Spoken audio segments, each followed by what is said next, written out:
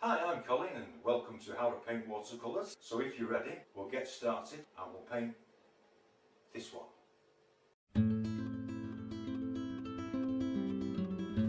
Hello everyone and welcome back to Painting Watercolours with me, Colin. And I'm going to paint this one as an autumn scene. It's just a farm scene with a river, a little bit of a waterfall, and I'm just leaving a thin film of water on the paper. That's just to help with the flow of paint. I'll give you a quick run round of the colours: Naples yellow, yellow ochre, cobalt blue with some burnt umber in it, just to create a thicker version of the cobalt blue and burnt umber, French ultramarine, burnt umber, alizarin crimson and a bit of cobalt blue should I wish to use it. I'm going to take some Naples yellow. I'm just going to brush this in, thicken it over the tops of the trees. This is all mainly wetting to wet for the first part and moving on to dry brush work after. I'm just going to drop a little bit of Naples yellow in here.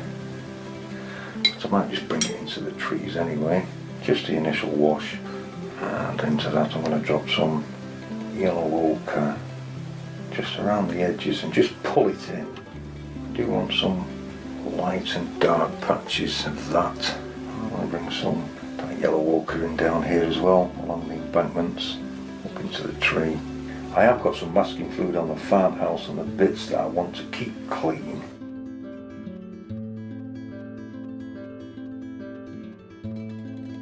These are only suggested colours that I use. You can put your own colours in. You are more than welcome. Just a little bit more Naples yellow.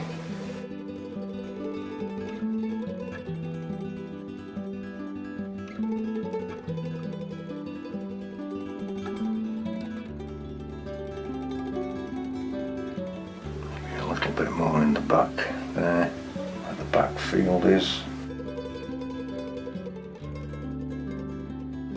I'm going to take some of the cobalt blue and burnt umber to the top of the sky, pull it down towards the yellow.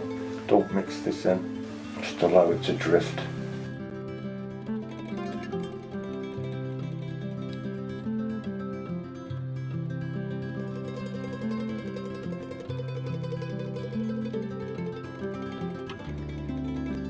And that's all I want to do with that.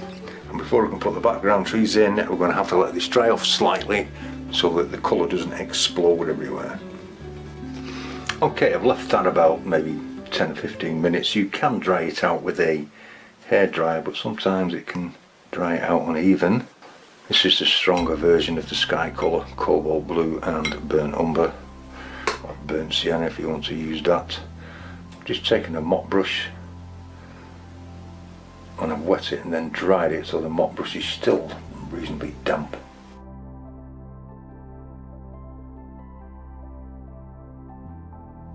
Then you can add some trees in, and these should end up going fuzzy with the paper still being damp. Leave plenty of gaps between them, it will fill itself in very slowly. Just think about the shape of the tree and the bushes you want and try to mimic it with your brush strokes.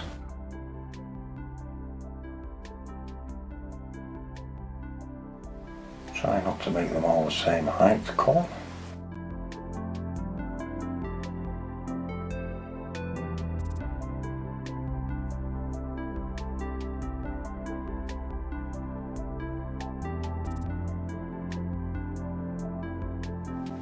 A little darker along the bottom.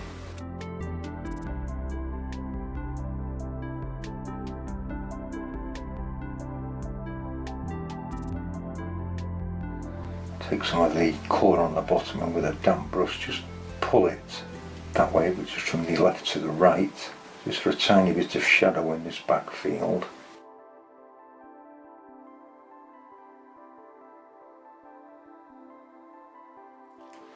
And then you can, with a rivet brush or a liner brush, just track some trunks through the trees, just giving them some structure.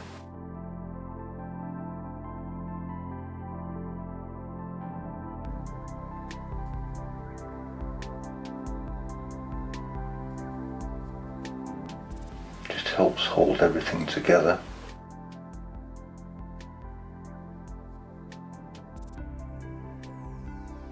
It really fools your eye that there are masses of trees in the back.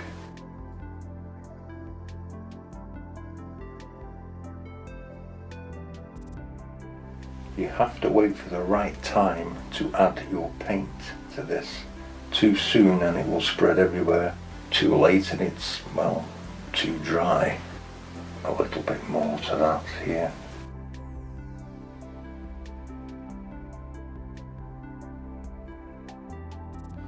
At the same time, I'm going to take some of the yellow ochre with some of the alizarin crimson and just create an earthy orange colour. And I want to bring some of this in just to show some autumn colour.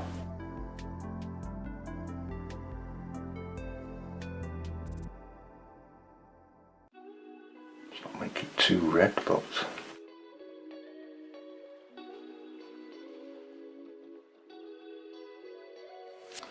just put a little bit in them bushes there.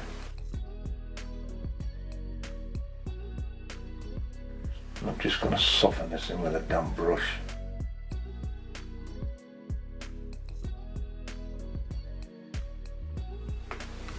And then I'm going to leave that to dry.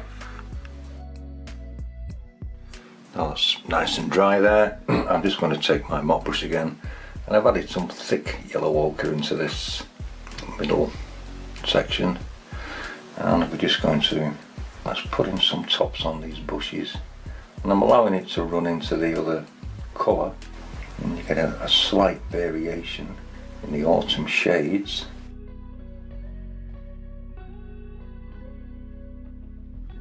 I do want one in the back here.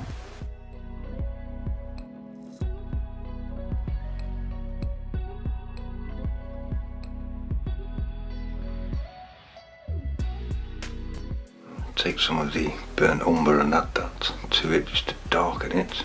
I don't want this to be too wet, so I'm going to dry it again. I'm just slowly darkening the tones as we come down into the tree and the bushes.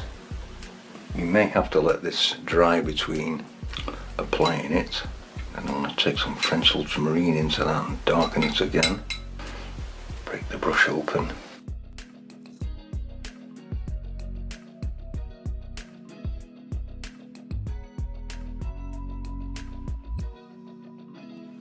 Apply it towards the base where you'd get this shadow.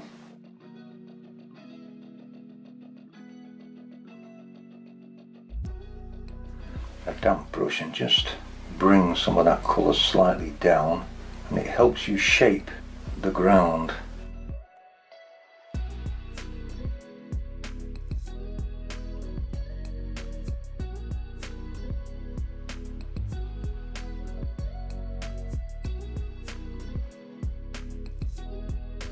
Just moving to a smaller mop brush, just broken it up, same thing again, and we're just going to add a little of it, some darker tones to these bushes.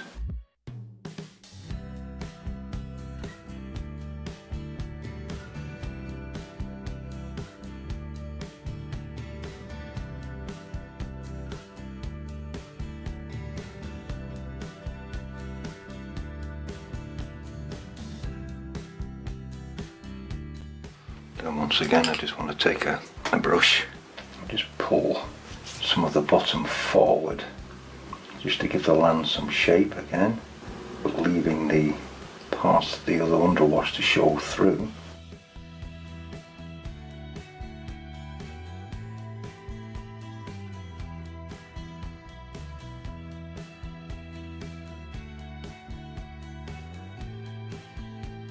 And once again, with your rigger brush, you can put some structure in, a little bit of branches, tree stumps coming through.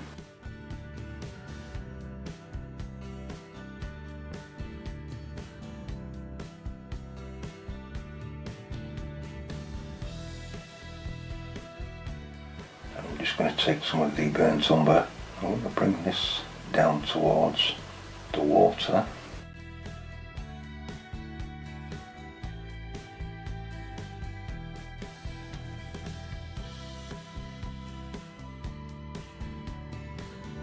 Dropping it in, just in areas I might think I need it. Taking some water again, and I'm just going to soften some of this in, leaving some light and dark patches using a fairly wet brush.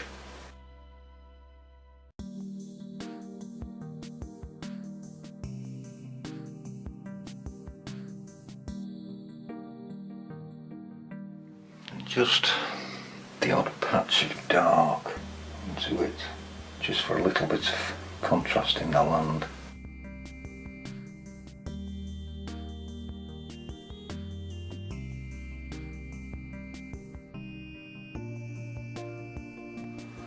Pull a little bit of this around on the shoreline and pull it back.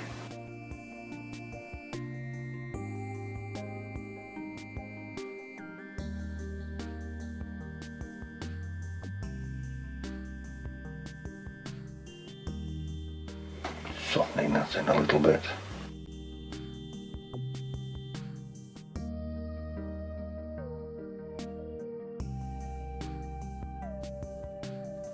Then I'm going to let that dry.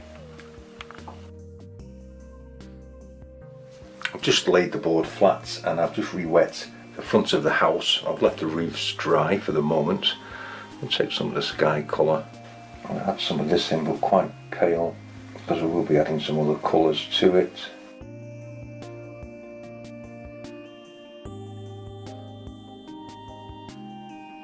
I'm going to add a little bit of alizarin crimson in,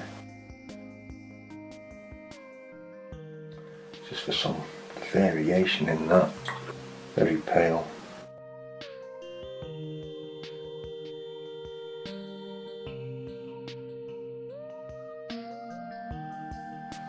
Take some of this darker colour, just adding some French ultramarine to that to make it really nice and dark. Just start underneath and just run this under the eaves and allow it to run.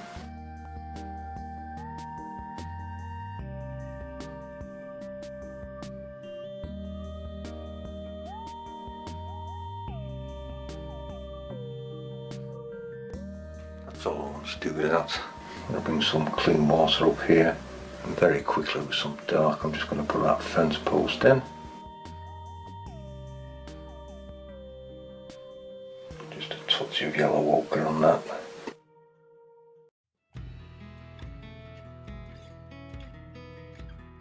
Very simply done. Add a little bit of cobalt blue to that sky colour. I'm just going to put this tiny bit of a waterfall in here.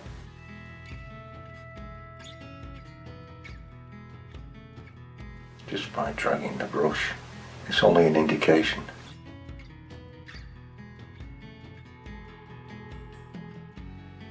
Just add one or two little dark areas to it, just for variation.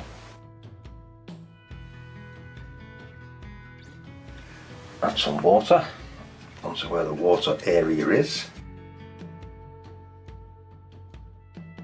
So take some of that grey colour.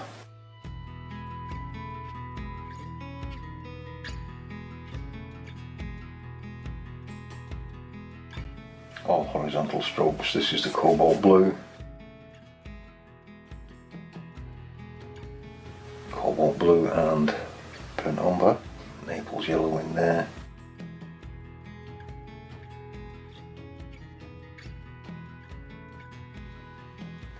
Need some darker pools. So taking some of the French ultramarine and burnt umber.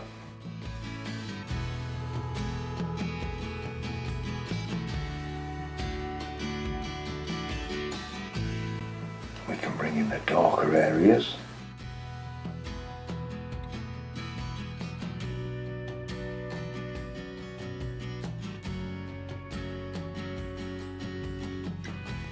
And then we're going to leave this to dry. Now that's dry. Just while the camera's off, I just put some winners in with some dark mixture and a couple of red doors. You didn't really miss anything. And I'm going to take some of the grey. I'm going to come to the roof. I've re-wet the roof and I'm just coming up through the chimneys and stuff, and I'm going to make it stronger at the top. Then with the brush I'm going to pull this down.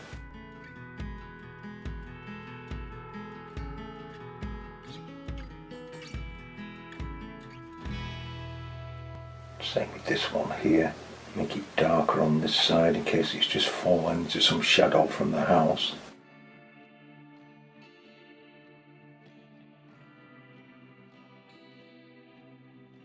And I'm just going to take a little bit of cadmium yellow. I might just introduce some on the top here, and as it mixes with the bluey grey, you'll get a little bit of green, which could end up as moss on the roof. Not too much. I'll take some of that as well. I'll just put one or two ripples in down here.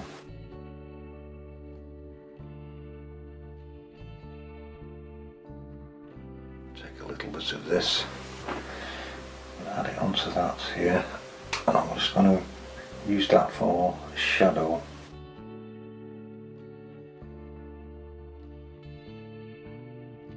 Just to make it darker on this side. Okay, I've just added the shadow on this side of the chimneys, and I've just put some roofing tiles in, and I just want to put some birds in the sky, maybe here. Maybe a few strokes of grass coming into the water.